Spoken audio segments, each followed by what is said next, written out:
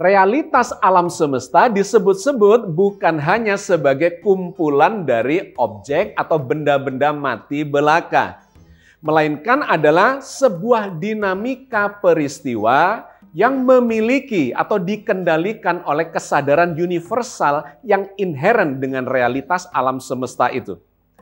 Begitulah narasi atau kesimpulan yang disampaikan oleh para ilmuwan spiritual science, yang tentu saja ini menjadi sesuatu yang sangat kontroversial bagi para ilmuwan materialistik.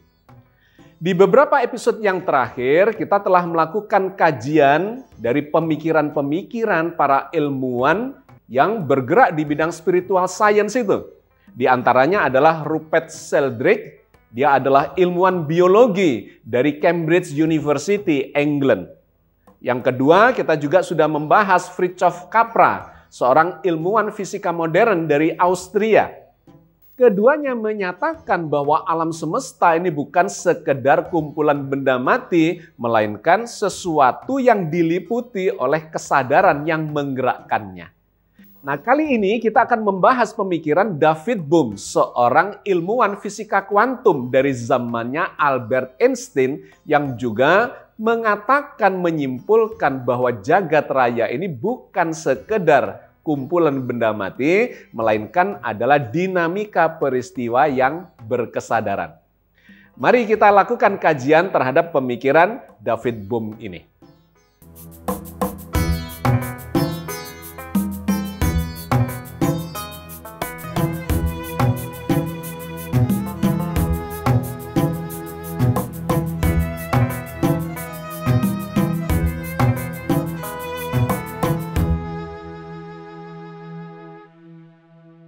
Assalamualaikum warahmatullahi wabarakatuh. Alhamdulillah wassalatu wassalamu ala Rasulillah, la haula wala quwata illa billah. Sahabat sekalian, di program Cangkir Tasawuf Modern episode 298 ini kita akan melakukan kajian terhadap pemikiran seorang ilmuwan spiritual science, yaitu David Bohm. Background dia adalah seorang ilmuwan fisika kuantum yang hidup sezaman dengan Albert Einstein, bahkan pernah berkolaborasi di dalam proyek ilmiah, melakukan kajian-kajian bersama, dan pemikiran-pemikirannya sangat dihargai oleh Albert Einstein. Tetapi dia memiliki pemikiran yang sedikit berbeda dengan Albert Einstein, yang menganggap alam semesta ini sebagai sesuatu yang statis. Dia cenderung mengarah kepada pemikiran kuantum, di mana alam semesta ini sesungguhnya bergerak secara dinamis. Tetapi menariknya, pemikiran yang disampaikan oleh David Bohm ini berbeda dengan sejumlah pakar kuantum lainnya seperti Niels Bohr atau Heisenberg atau Wolfgang Pauli dan sebagainya, yang nanti akan kita lakukan kajian menariknya. Karena ternyata dia ini memiliki pemikiran yang mengarah kepada pendekatan spiritual science. Bahwa jagat raya ini sesungguhnya bukan hanya realitas objektif, melainkan adalah dinamika peristiwa yang memiliki kesadaran. Oke sahabat sekalian, mari kita kenali terlebih dahulu siapakah sebenarnya David Bohm ini. Nama lengkapnya adalah David Joseph Bohm. Lahir tanggal 20 Desember 1917 di Pennsylvania, Amerika Serikat. Dan wafat tanggal 27 Oktober 1992 di London, Inggris. Bidang keilmuannya adalah fisika kuantum, filsafat ilmu, dan teori-teori kesadaran. Afiliasinya, dia bekerja di Princeton University, Amerika Serikat, di University of Sao Paulo, Brazil, dan di Birkbeck College, London, United Kingdom. Rekan penting dalam keilmuan adalah Albert Einstein. Sangat menarik, sebagai ilmuwan kuantum yang diakui di zaman itu, dia memiliki pemikiran yang berbeda dengan Albert Einstein yang lebih berpendapat bahwa alam semesta ini lebih bersifat statis. Di sisi lain juga berbeda dengan para ilmuwan kuantum seperti Niels Bohr, Werner Heisenberg, Wolfgang Pauli, dan sebagainya yang lebih berkesimpulan bahwa Di level kuantum itu terjadi ketidakpastian yang disebut sebagai superposisi. Boleh jadi begini atau boleh jadi begitu. Dan kemudian realitas itu hanyalah sebagai salah satu dari kondisi superposisi itu. Yang kita pernah membahasnya dalam contoh kasus yaitu kucing Schrödinger. Bahwa kucing Schrödinger itu sebelum dibuka peti di mana dia berada, maka dia berada dalam keadaan superposisi. Boleh jadi dia mati atau boleh jadi dia hidup. Barulah setelah dibuka maka ketahuanlah apakah kucing itu mati ataukah kucing itu hidup. Itu adalah pendekatan dari para pemikir atau ilmuwan-ilmuwan kuantum pada umumnya. Tetapi yang menarik, David Bohm ini memiliki pemikiran yang berbeda. Meskipun dia adalah seorang ilmuwan fisika kuantum. Bagi dia, realitas ini tidak bersifat probabilitas semata, melainkan ada satu mekanisme di balik realitas yang tidak dipahami atau belum dipahami. Dalam sudut pandang Niels Bohr dan kawan-kawan, realitas itu hanyalah salah satu probabilitas dari superposisi. Nah, menariknya, yang kemudian disepakati oleh para pendukungnya dalam sebuah pernyataan yang disebut sebagai interpretasi Copenhagen. Bahwa realitas hanyalah salah satu kemungkinan dari superposisi kuantum. Nah, menariknya, David Bohm memiliki pendapat yang berbeda yang kemudian diversuskan dengan interpretasi Copenhagen itu. Kemudian disebut sebagai interpretasi Bohm. Di mana David Bohm ini mengatakan bahwa realitas ini bukan salah satu kemungkinan dari probabilitas superposisi, melainkan sesuatu yang pasti terkait dengan mekanisme yang ada di balik realitas itu yang tidak bisa diamati. Jadi dia menyebutkan ada sebuah mekanisme di balik objek-objek yang bersifat mati, di mana ini memiliki sebuah mekanisme yang dikendalikan oleh semacam kesadaran itu. Bagian yang paling menarik dari apa yang dikemukakan oleh David Bohm adalah yang disebutnya sebagai konsep non-lokalitas. Bahwa jagat raya ini memang tersusun dari bagian-bagian yang lebih kecil, tetapi bagian-bagian yang lebih kecil itu bahkan sampai di skala mikroskopik atau mikrokosmos di skala kuantum itu bukanlah hal yang terpisah-pisah, melainkan memiliki interrelasi dan interaksi di antara penyusun-penyusun itu bahkan dalam skala yang sangat jauh. Dia memahami jagat raya ini adalah satu kesatuan yang tidak terpisah dan saling mempengaruhi bahkan dalam skala makrokosmos yang jaraknya miliaran tahun cahaya. Dan memang kemudian terbukti di dalam pengamatan-pengamatan mutakhir dengan apa yang disebut sebagai quantum entanglement itu.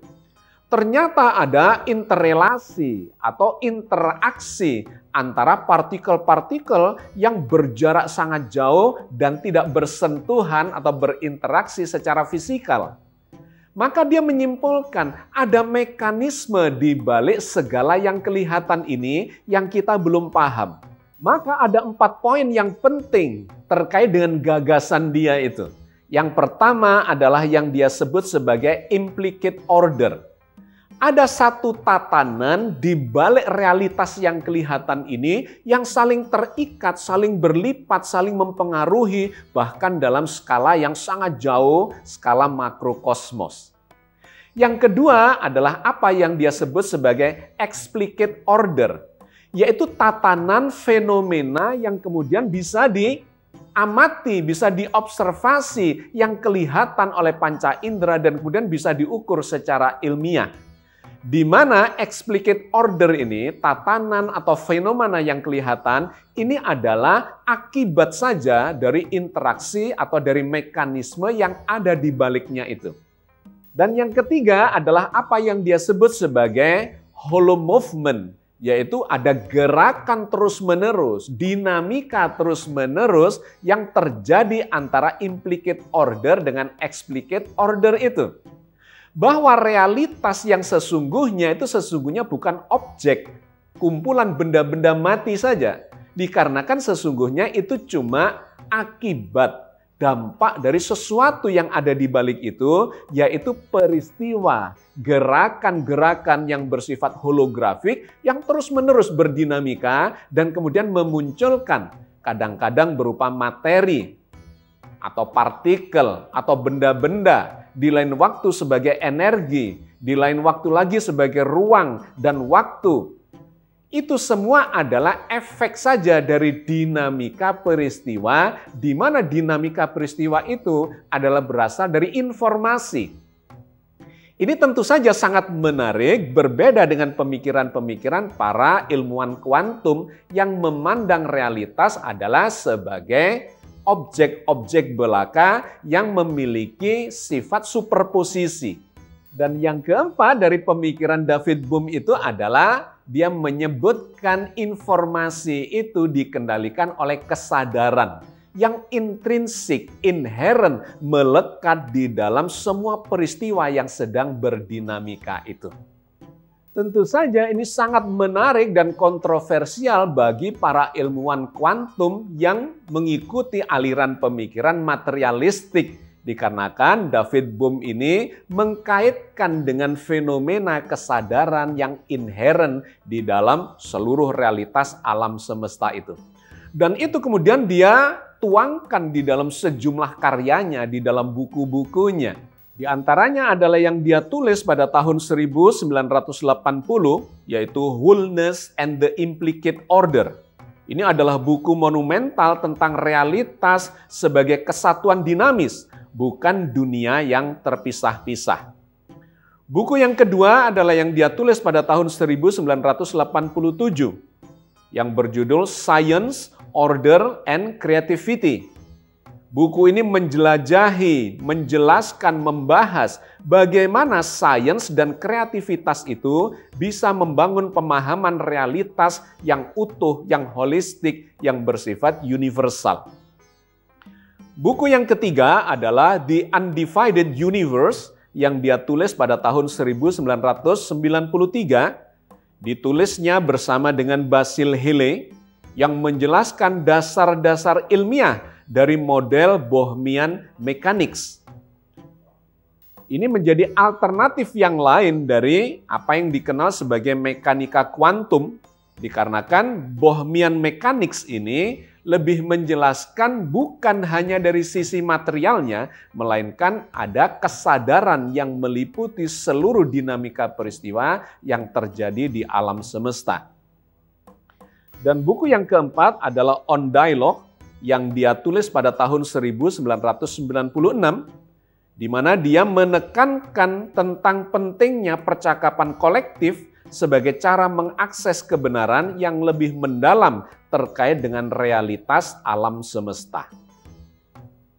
Sangat menarik sebagai ilmuwan kuantum, dia tidak hanya mengamati hal-hal atau fenomena yang bersifat materialistik, melainkan dia merasakan, menyimpulkan adanya satu sistem informasi yang berkesadaran, yang menjadi background mekanisme dari realitas di alam semesta ini.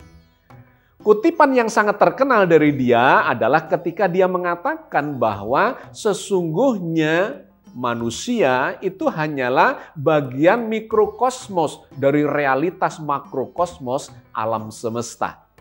Dalam suatu makna, manusia adalah mikrokosmos dari alam semesta. Jadi apa yang ada dalam diri manusia adalah petunjuk untuk memahami semesta. Maka kalau kita ringkaskan pemikiran atau gagasan dari David Bohm ini, kita mendapatkan poin-poin sebagai berikut. Yang pertama adalah yang dia sebut sebagai implicate order.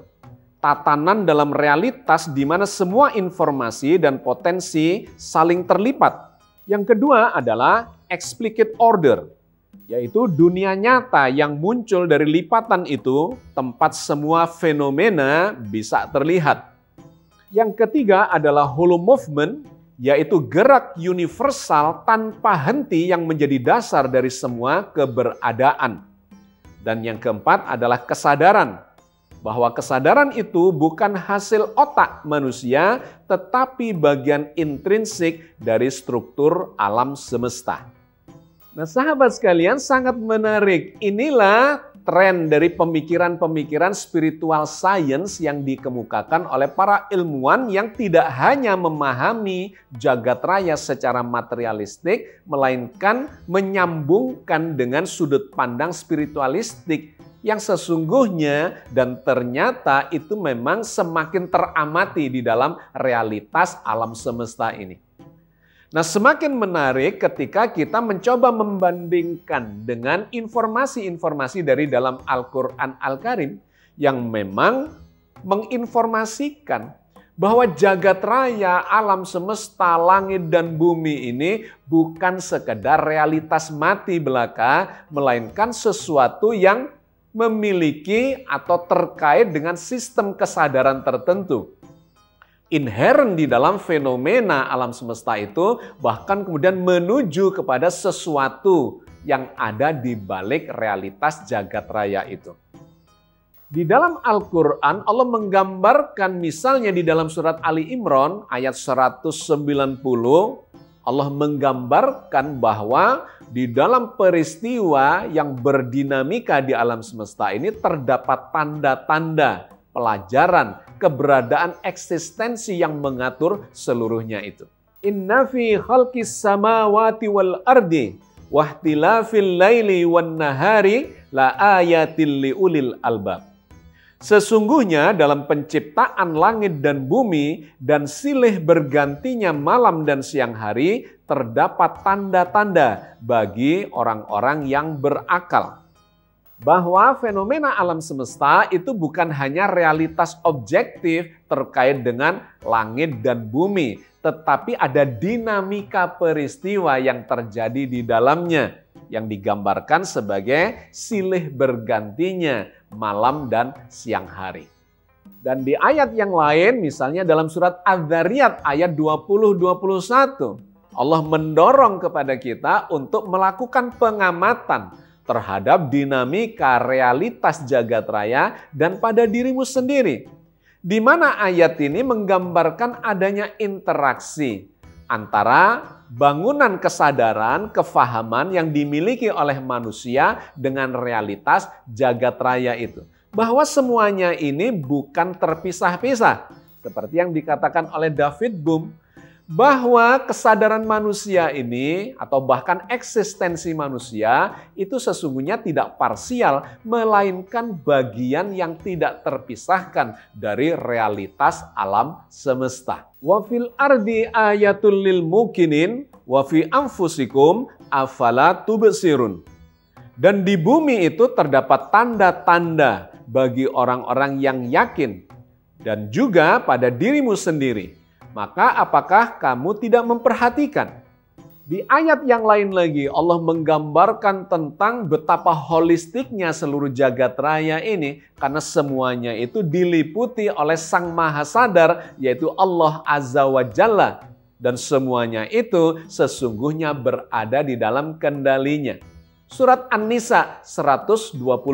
Walillahi ma fis samawati wa ma fil ard wa kana Allahu bikulli syai'in muhita. Kepunyaan Allah lah segala yang ada di langit dan segala yang ada di bumi, dan adalah Allah maha meliputi segala sesuatu itu. Dan kemudian Allah menegaskan bahwa segala yang ada di langit dan bumi dengan semua peristiwa yang ada di dalamnya itu sepenuhnya di dalam kendali Dia, Allah Azza wa Jalla. Allahul ladzi khalaqa sab'as samawati wa minal ardi mithlahun. Yatanazzalul amru bainahunna lita'lamu annallaha ala kulli syai'in qadiru wa annallaha qad ahata bikulli syai'in ilma. Allah lah yang menciptakan 7 langit dan seperti itu pula bumi. Perintah Allah berlaku padanya, agar kamu semua mengetahui bahwasanya Allah Maha berkuasa atas segala sesuatu. Dan sesungguhnya Allah ilmunya benar-benar meliputi segala sesuatu itu. Sahabat sekalian, saya kira kita cukupkan kajian kita sampai di sini terkait dengan pemikiran David Bohm, seorang fisikawan kuantum yang membangun pemahaman bahwa jagat raya ini memang sesungguhnya bukanlah satu objek atau kumpulan dari benda-benda mati belaka, apalagi terpisah-pisah, terbagi-bagi secara parsial-parsial. Tidak, menurut dia, jagat raya ini adalah satu kesatuan yang utuh, yang holistik, di mana ada aturan main yang satu, dan aturan itu atau seluruh dinamika peristiwa itu dikendalikan oleh sebuah kesadaran yang meliputi seluruh jagat raya. Mudah-mudahan sedikit yang kita bahas ini memberikan tambahan wawasan, kefahaman terkait dengan realitas alam semesta, sebagaimana Al-Quran telah menginformasikan kepada kita semua bahwa Allah menciptakan segala sesuatu berada di dalam genggamannya, di dalam aturan mainnya, dan kemudian seluruhnya itu dibangun atas kehendaknya belaka.